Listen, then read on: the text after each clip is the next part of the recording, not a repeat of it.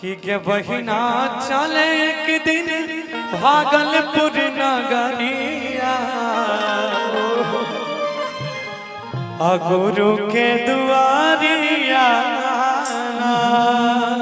ओहो भैया चला एक दिन भागलपुर नगरिया गुरु के दुआरिया ना।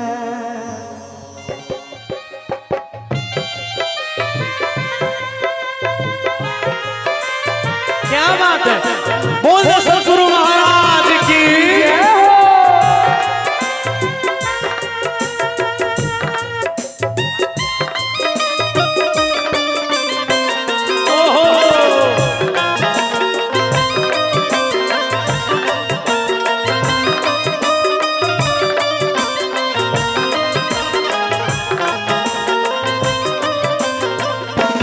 बहिना चले एक दिन भागलपुर नगरिया गुरु के दुआरिया।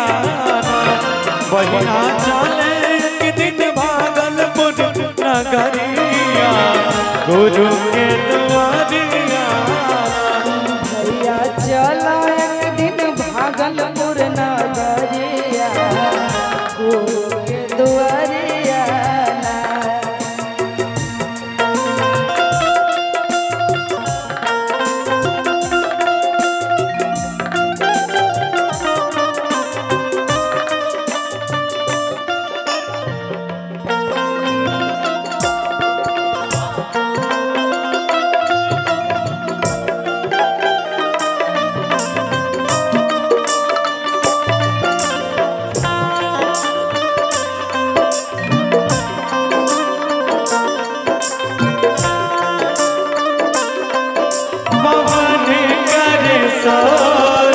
जियारा रे झूम रे ऐसे जैसे वनमाला चे मोर।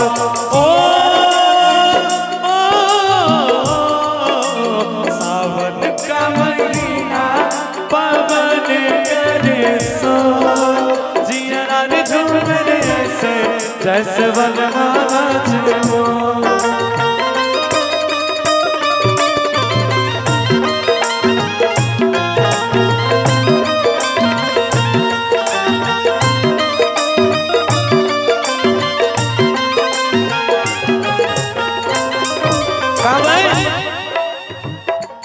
गुरु के हाथों गोरो धोबई पानो फूलो भी चढ़ाई। गुरु के हाथों गोरो धोबई और पान फूल चढ़ाई। गुरु के हाथों गोरो धोबई पानो फूलो भी चढ़ाई। गुरु के हाथों गोरो धोबई और पान फूल चढ़ाई। संगे आठों पहर करबई आठों पहर गुरु के भजनिया गुरु के दुआरिया। भैया आठों पहर हुनकर हम भजनिया गुरु के चरनिया। इसी में कहेंगे क्या, उठा उठा उठा बाबा आँख खोली कहा बाबा सुत के लो कहीं गहरी नींद हो। सुत के लो कहीं गहरी नींद हो। उठा उठा उठा बाबा आँख खोली बाबा सुत के लो कहीं गहरी नींद हो। सुत के लो कहीं गहरी नींद हो।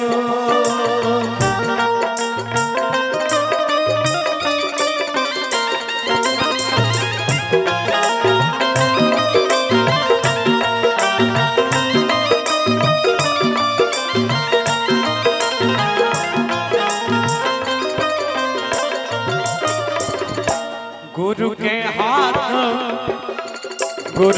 हाल चाल पूछब खाना अपन सखी गुरु के हाल चाल पूछबै खाना हाथों से खिलैबै। गुरु के हाल चालो पूछब खाना हाथ से खिलैबै। गुरु के हाल चाल पूछबै खाना हाथ से खिलैबै। और की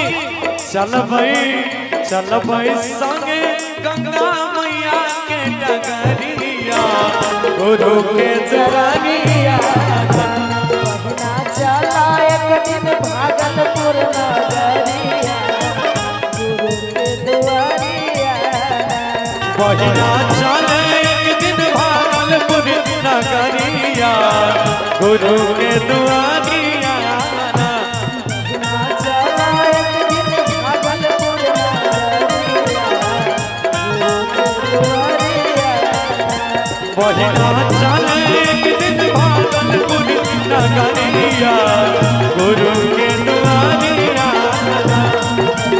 चला एक दिन भागलपुर